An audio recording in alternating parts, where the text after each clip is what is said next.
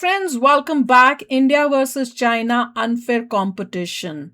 तो इसका जो फर्स्ट पार्ट है वो कर चुके हैं हम, पब्लिक है। ये सेकंड पार्ट अभी सिल्वर मेंबर्स के लिए आ रहा है। तो देखते हैं अब आगे क्या बताते हैं, जिससे पता चले कि क्या ऐसी चीज़ है जो चाइना इतना मतलब आगे निकल गया और इंडिया जो है हम अभी तक कैचअप करने की कोशिश में लगे हुए हैं। तो वीडियो शुरू करते हैं। वीडियो शुरू करने से पहले अगर आप चैनल पर नए हो और आपने अभी तक सब्सक्राइब नहीं किया तो जल्दी से पहले सब्सक्राइब के बटन और बेल आइकन को क्लिक कर लो, ताकि आपको हमारे सारे न्यू वीडियोस के नोटिफिकेशन मिल जाएं जैसे हम अपलोड करें। अगर आपको वीडियो पसंद आता है प्लीज लाइक एंड शेयर। चलिए शुरू करते हैं। अब ऑब्वियस सी बात है, अगर लोग इतना सेक्स कर रहे हैं इसका मतलब लोगों के पास जॉब नहीं है, और जॉब नहीं है मतलब देश में गरीबी है, और देश में गरीबी उस वक्त इतनी ज्यादा थी कि वो 1971 के इलेक्शन का स्लोगन भी बन गया। आज से 40 साल पहले उन्होंने गरीबी हटाओ का नारा दिया था कि नहीं दिया था, पर इस पर कोई मजबूत कदम नहीं उठाया गया। लेकिन 1975 के 20 पॉइंट प्रोग्राम, जिसे हिंदी में 20 सूत्री कार्यक्रम कहा गया, ये comprehensive social economic reform plan था, जिसका उद्देश्य देश की गरीबी और मार्जिनलाइज्ड लोगों की परिस्थिति सुधारना था। Employment, health, education, social justice के जरिए, जिसे आगे चल के कई सरकारों ने अपनाया। पर उस वक्त इस उत्तम विचार के आचार में फंगस लग गया और पुअर डिलीवरी के चलते उस वक्त इस प्लान का मिसकैरेज हो गया, और सरकार का भी। वो यही तो बात है कि प्लान्स बनाते हैं इंडिया में। मेरे को लगता है ये डिफरेंस है, प्लान्स बना दो पर वो दिल से इम्प्लीमेंट करना, कि मतलब जैसे एग्जाम है, हमने करना ही करना है चाहे कुछ हो जाए, और इस टाइम के अंदर हमने खत्म करना है, वो नहीं।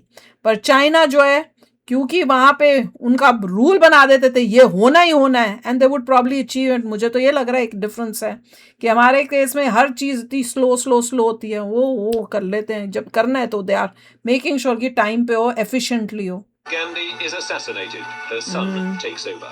इस इंसिडेंट से देश को जोर का झटका जोर से लगा और हर तरफ से लगा। फिस्कल डेफिसिट बढ़ गया, करंट अकाउंट माइनस में चला गया, और देश के पास मात्र 2-3 हफ्तों तक कई फॉरेन एक्सचेंज रिजर्व बचा था। देश बैंकरप्सी की कगार पर आ गया था, जिसका एक ही सोल्यूशन था, देश का 67 टन सोना बैंक ऑफ इंग्लैंड और यूनियन बैंक ऑफ स्विट्जरलैंड में गिरवी रखना और IMF और वर्ल्ड बैंक से उधार लेना। इंडिया बीइंग भारत हारा ही नहीं। Liberalisation, privatisation, globalisation, LPG policy लाई गई PV नरसिम्हा राव सरकार के द्वारा, and rest is the history. But at this moment China factory of the world बन चुका था और दुनिया के कस्टमर चाइना प्रोवाइडर बन चुका। वही ना, वो तब तक इतना आगे निकल चुका है।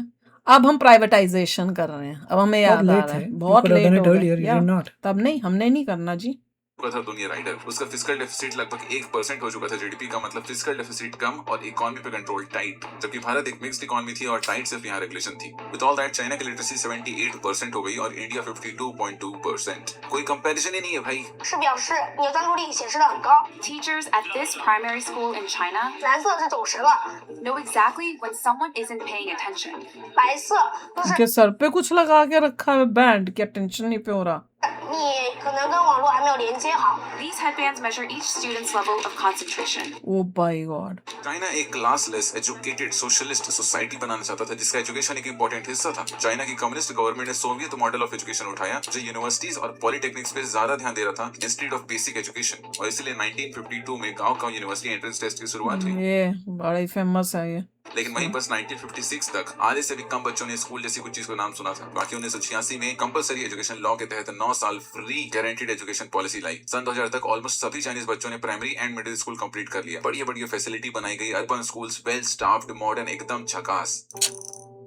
इंडिया में planning commission, university grant commission, NCERT जैसे की इंस्टीट्यूट्स की स्थापना हुई। 10+2+3 का एजुकेशन स्ट्रक्चर, कोर करिकुला, बढ़िया साइंस, टेक, मोरालिटी को महत्व देते हुए डिजाइन किया गया, पर रियलिटी में ये उतना आ नहीं पाया। 1968 नेशनल एजुकेशन पॉलिसी लाई गई, एडेड फीचर्स के साथ फ्री यूनिवर्सल स्कूलिंग पर अगेन। मुख्यमंत्री साहब आए, अपना गमछा बिछाया, उसमें 100 करोड़ डाले पार्टी फंड के नाम पे और गांठ मार के चले गए। क्या मार के?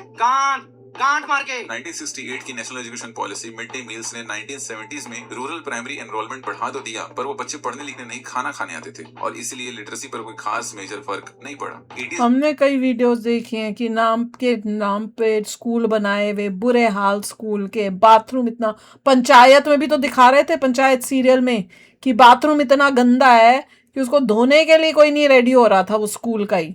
90s के दौरान बहुत सी चीजें हुई। Polytechnic colleges, open universities, reservation policy for minorities and depressed classes में चेंजेस हुए, जबकि बेसिक एजुकेशन का हाल अभी भी खराब ही है। LPG पॉलिसी के जरिए प्राइवेट इंस्टीट्यूट्स आए अपनी क्वालिटी एजुकेशन लेकर, पर वो सिर्फ अमीरों के लिए ही एक्सेसिबल था, और इसकी वजह से रूरल गैप बढ़ने लगा। दोनों देशों ने ड्रामेटिकली अपनी यूनिवर्सिटीज एक्सपेंड किए। 1950s में कुछ दर्जन यूनिवर्सिटीज से 2020 में चाइना 3000 प्लस यूनिवर्सिटी और इंडिया करीब 900 यूनिवर्सिटीज तक पहुंच गया। चाइना ने 211, 985, C9 प्रोजेक्ट्स के जरिए खूब सारा पैसा इन्वेस्ट किया और टॉप टीयर ग्लोबल लेवल की यूनिवर्सिटीज बनाए। इंडिया ने भी IIM, IIT इंस्टीट्यूट्स बनाए, लेकिन ओवरऑल पर स्टूडेंट फंडिंग के बहुत मामले कम में थे। चाइना कहीं आगे था इंडिया से। वही इंडिया तो में बहुत बेस्ट एजुकेशन सिलेक्टेड इंस्टीट्यूट्स में ही पॉसिबल है, जो कि हर किसी के लिए पाना इम्पॉसिबल है, और वो इतने बेस्ट है कि ग्लोबल रैंकिंग में टॉप करते हैं पीछे से। एज ऑफ 2020 दुनिया वही तो इंडिया ये जो कहीं नहीं है। इंडिया के जो बेस्ट इंस्टीट्यूट्स हैं वो ग्लोबल रैंकिंग में नीचे से टॉप करते हैं, वो उस ऊपर से ही नहीं टॉप करे। वही तो ये कह रहे हैं all as of 2020 8 Chinese universities including this were ranked among the world's top 100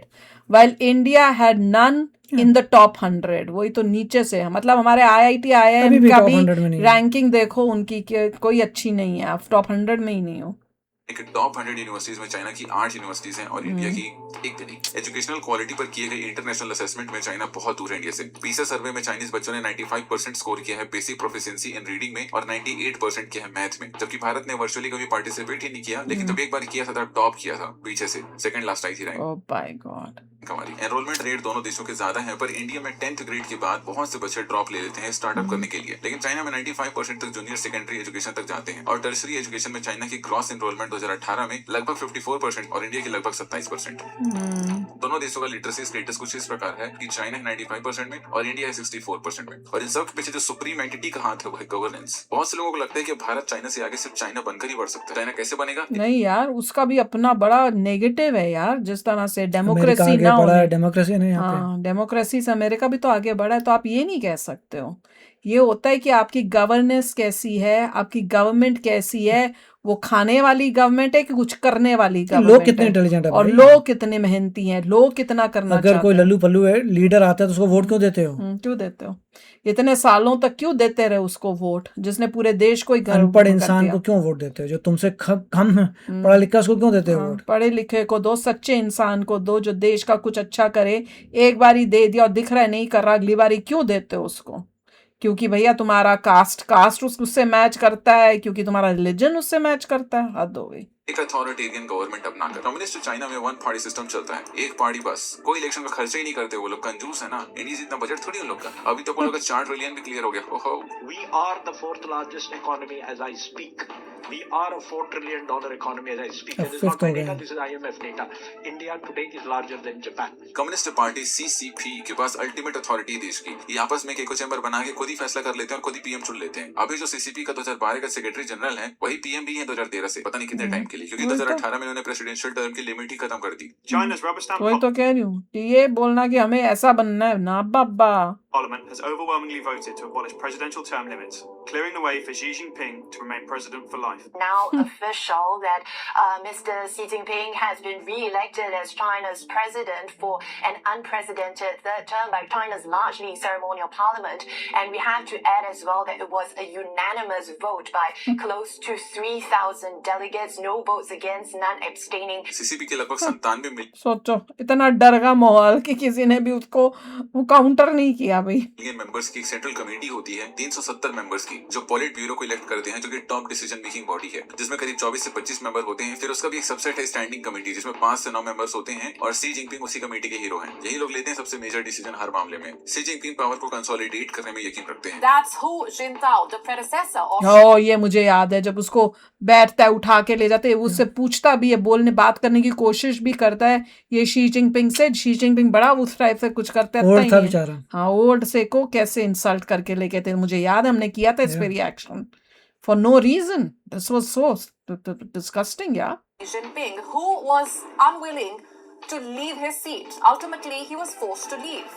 जबकि इंडिया एक sovereign socialist secular democratic Republic है पार्लियामेंटेरियन सिस्टम के साथ। यहाँ प्रेसिडेंट का पद सेरेमोनियल होता है और असली पावर पीएम और काउंसिल ऑफ मिनिस्टर्स के पास होती है, जिसमें cabinet minister, state minister, deputy minister लोग आते हैं। साथ ही में इंडिया एक फेडरल नेशन है। सारी पावर सिर्फ सेंटर में ना रहकर स्टेट्स के पास भी अथॉरिटी होती है। बहुत से मैटर्स में स्टेट को आजादी होती है कि वो सेंटर की बात माने या ना माने और अपने हिसाब से नए नियम कानून बनाए जो कि स्टेट की सिचुएशन को सूट करता हो। बिहार आज से ड्राई स्टेट बन गया है, मतलब बिहार में आज से हर तरीके की शराब पर पूरी तरीके से बैन लग गया। इसलिए स्टेट के पास एक छोटा सा पार्लियामेंट भी होता है, जिसे विधानसभा कहते हैं। पर हाँ, जब बात अल्टीमेट अथॉरिटी की हो तो वो सेंटर के पास ही होती है। कॉन्स्टिट्यूशन जैसे स्टेट्स को आजादी दे रही है, वैसे ही कई सारी इंडिपेंडेंट बॉडीज एग्जिस्ट करती है हमारे सिस्टम में, जो कि चेक एंड बैलेंस का काम करती हैं। जैसे parliament supreme law making body है, पर जुडिशरी को भी पावर है कि वो उनके बनाए गए लॉज को चेक कर सके और अनकॉन्स्टिट्यूशनल पाए जाने पर स्ट्राइक डाउन भी कर सके।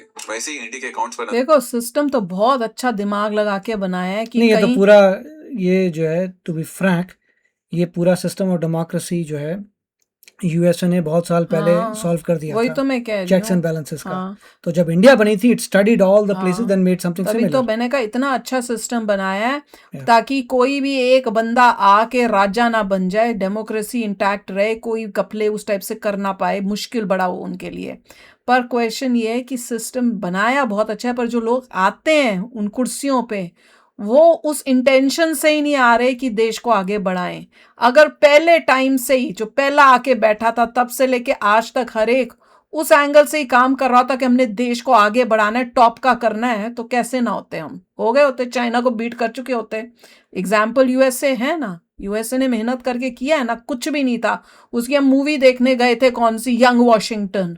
ओ बाई गॉड, उसको देख के पता चला था क्या हाल था यार, कहाँ से कहाँ पहुंचे हैं ये। ब्रिटिश रूल करता था। ब्रिटिश के अंडर वो लोग नौकर होते थे और वो क्या करते थे इनके ऊपर, और कैसे इन्होंने फिर अपने आप को आजादी Fight देके करके, यूएसए बनाया, यूनाइटेड स्टेट्स। नॉन वायलेंस नहीं, वायलेंस से हाँ, लड़ के लड़के लिया। ब्रिटिश को हरा दिया, पर वो देख के पता खुद चलता लड़ है। के ब्रिटिश को हरा दिया। बिल्कुल। नजर रखने के लिए इंडिपेंडेंट सीएजी होता है, फेयर इलेक्शंस के लिए इलेक्शन कमीशन होता है, और फिर फेयर जस्टिस के लिए इंडिपेंडेंट जुडिशरी। मतलब भारत की जो गवर्नेंस स्ट्रक्चर या मॉडल है वो one of the most complex yet advance system है, वही जिसकी मैंने वजह से कहा। भारत नहीं रातों रात आबाद हो सकता है और नहीं बर्बाद। भले ही एब्सोल्यूट मेजोरिटी वही से तो। बनी सरकार कुछ समय के लिए अपनी तानाशाही चलाए, पर वो 5 साल तक के लिए ही है, और ज्यादा यति कर दी तो जल्दी भी गिर जाएगी, पर ये सिलसिला ज्यादा लंबा नहीं चल सकता इधर। जबकि चाइना को सिर्फ एक माओ जेडोंग चाहिए सालों पीछे ले जाने के लिए, और सालों आगे ले जाने के लिए सिर्फ एक देंग जियोपिंग। वही तो, इनकी किस्मत ये अच्छी है कि इनको मिल रहा है ऐसा बंदे हैं जो आगे निकल जा रहे हैं। लेकिन आज के डेट में तो वो आगे ही जाता जा रहा है। वही जैसे तो कहा, वही आगे जाता जा रहा है, काम ही रहता है। चाइना की ब्यूरोक्रेसी इंडिया से बेटर है कैपेसिटी और एफिशिएंसी के मामले में। According to the World Bank's worldwide governance indicator 2023 China की गवर्नमेंट इफेक्टिवनेस में स्कोर 0.68 थी, ग्लोबल रैंकिंग करीब 50, जिससे समझ आता है कि वहाँ की पब्लिक सर्विस क्वालिटी और public implementation and civil service competency बेहतर है। हालांकि चाइना की रेगुलेटरी क्वालिटी में स्कोर -0.36 रहा, जो इंडिकेट करता है कि चाइना के रेगुलेशंस बहुत अनप्रेडिक्टेबल है। वो कभी भी कोई भी स्ट्रिक्ट लॉ बना देता है और होता है। पॉलिटिकल कंट्रोल देखने को वो मिलता तो है, होगा जिससे ही। बिजनेसेस को सही एनवायरनमेंट नहीं मिलता है compare to more liberal economies. लेकिन फिर भी चाइना अपने डेवलपिंग पीयर से तो ज्यादा ही बिजनेस फ्रेंडली है। देखो, बहुत अच्छे आइडियाज, प्लान्स एंड पॉलिसीज का होना कोई खास बात नहीं है, असली इंपैक्ट क्रिएट करता है उसका Implement करो। इम्प्लीमेंटेशन। भारत और वही। चाइना को यही एक चीज इतनी अलग बनाती है, वही तो मैंने कहा, इम्प्लीमेंटेशन, वही मैं शुरू से बोल रही हूँ। डायरेक्टली और इनडायरेक्टली। चाइना में किसी एक आइडिया, प्लान, पॉलिसी को वास्तविकता में दिखाई देने में ज्यादा समय नहीं लगता, पर भारत में मल्टीपल लेयर्स में डिसीजन मेकिंग होती है, वोटिंग होती है। यही सुनते ही मुझे याद आ रहा है, यूएसए में किसी ने समझाने की Correct. कोशिश की थी कि भैया, क्योंकि यहाँ इंडिया के यूट्यूबर्स कितना मिस इन्फॉर्मेशन फैलाते हैं, अभी भी फैलाते हैं कि ट्रेड डील क्यों नहीं दी, वो तो ये कर रहे थे, वो कर रहे थे। उन्होंने बोला, भैया हमने जो तुमको ऑफर दी थी इंडिया को, सबसे पहले इंडिया को बेस्ट ऑफर दी थी, करेक्ट, पर ये वो सोच के कि यूं हाँ करेंगे। हाँ करेंगे, इससे अच्छी ऑफर है ही नहीं। हमने उनको ऑफर लगाया दी, time। वो लगा रहे हैं टाइम, पहले उनकी फाइल इधर जा रही है, फिर उधर जा रही है, जब तक ऊपर तक जाके हाँ हुई, दूसरे देशों ने पहले से वो ऑफर लेके यस कर दिया। वो कहते हैं अब वो ऑफर थोड़ी कोई मिलेगी।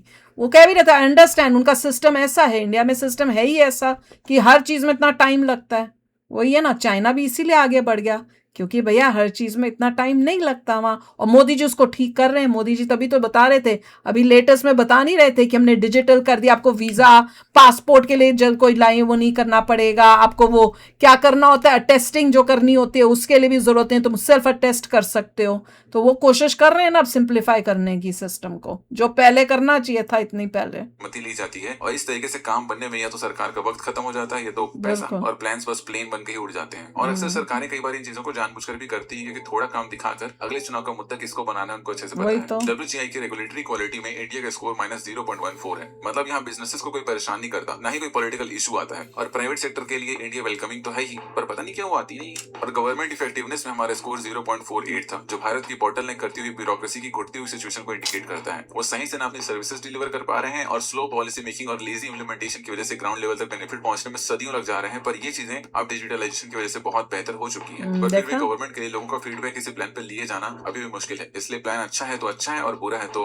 बुरा, रेक्टिफिकेशन का कोई चांस ही नहीं है। ट्रांसपेरेंसी इंटरनेशनल की करप्शन परसेप्शन इंडेक्स में चाइना का स्कोर 43 था और rank 76 out of 180, whereas India का स्कोर 38 था, रैंक 96 आउट ऑफ 180। 2023 की WGI control of corruption indicator में चाइना -0.01 पे था, जो कि इंडिया -0.37। अगर आंकड़ों की माने तो चाइना इंडिया जितना करप्शन कर ही नहीं पा रहा, लेकिन चाइना में लोअर लेवल पर ब्राइबरी और नेपोटिज्म जैसी चीजें होती है, और बड़े स्कैंडल्स भी हो रहे होंगे, तो उनका पता कैसे चलेगा? क्योंकि वहाँ मीडिया और जुडिशरी तो इंडिपेंडेंट है ही नहीं, वहाँ सब सरकारी है। जब चाइनीज सिस्टम में कोई ट्रांसपेरेंसी जैसा चीज है ही नहीं, तो एक्चुअल करप्शन का लेवल मापना तो लगभग इम्पॉसिबल है। गवर्नमेंट को तो तुम क्रिटिसाइज कर ही नहीं सकते यार, हर चीज वहाँ घर की खेती, हर प्लेटफॉर्म उनका है, और तुम्हें किस बात के लिए कितनी सजा होगी ये भी निश्चित नहीं है, क्योंकि वहाँ कोई रूल ऑफ लॉ भी नहीं है, सिर्फ पार्टी का रूल है। यहाँ तक कि उनकी आर्मी भी चाइना को सर्व नहीं करती, बल्कि सीसीपी को सर्व करती है। जबकि इंडिया में कई हाई प्रोफाइल स्कैंडल्स हुए, उन्हें एक्सपोज भी किया गया। In 2010, the country's topmost auditor told us that we had suffered a loss of an astronomical 1.76 lakh crore rupees because of this man, A. Raja's telecom policy. But 7 years after two PILs exposed what came to be known as the 2G scam,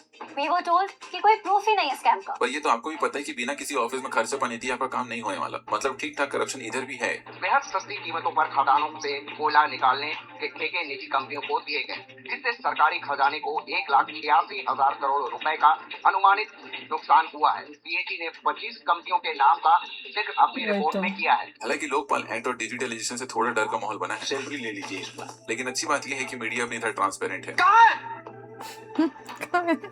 paper में तो है, reality का तो भगवान ही जाने। लेकिन bureaucracy में transparency नहीं के बराबर है, और कॉम्प्लेक्स सिस्टम होने की वजह से कौन जिम्मेदार है कौन नहीं है ये पता भी नहीं चल पाता। पर हाँ, हमारे यहाँ रूल ऑफ लॉ है, कानून की नजर में हर कोई बराबर भी है। मतलब नॉन क्रीमी लेयर में हो तो अमीर हो तो डिस्काउंट मिल जाता है। Son of real estate developer killed 2 people by running them over with his Porsche car on May 19th. Now the accused was in fact granted bail within just 15 hours of his arrest. पर at its core Indian governance system elite level का है, पर जिन pre level के लोगों के हाथ में मतलब वो बंदर के हाथ में AK-47 वाला मीम है, वही अपना देश है। हमारा फाउंडेशन नो डाउट बहुत मजबूत है, जिसके जरिए एक बेहतर देश बनने में वक्त जरूर लग रहा है, पर जब वो बनेगा बेस्टेस्ट होगा और अपना पीक वो सस्टेन भी करेगा। पर वो पीक कब आएगा इसी का इंतजार है। अपने ओपिनियंस देना कमेंट सेक्शन में, मैं कमेंट पढ़ूंगा, देखता हूं कौन क्या लिखता है। बाकी मिलेंगे नेक्स्ट वीडियो में, बाय।